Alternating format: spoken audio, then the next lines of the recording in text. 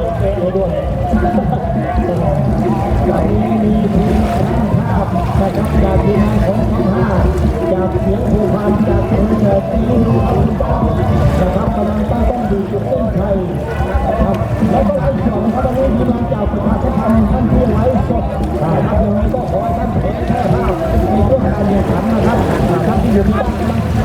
ท่านบอกว่าเกี่ยวข้าวจะเป็นคนนี้เกี่ยวข้าวเลยไปชมด้วย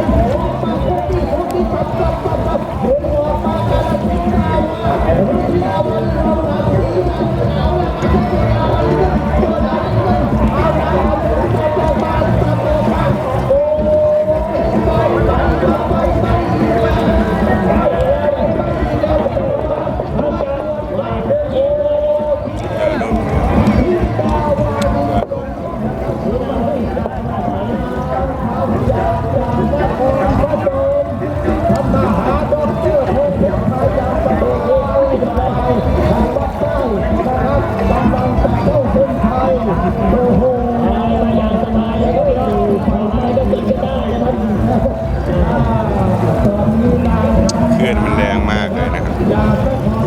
คลื่นทั้งคลื่นลมคลื่นน้ำคลื่นลม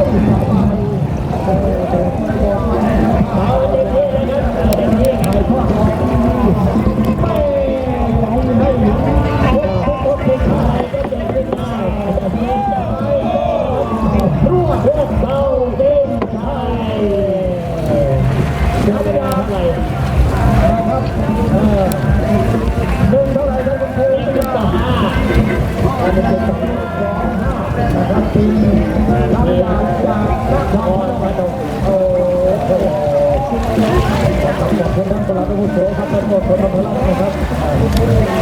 บ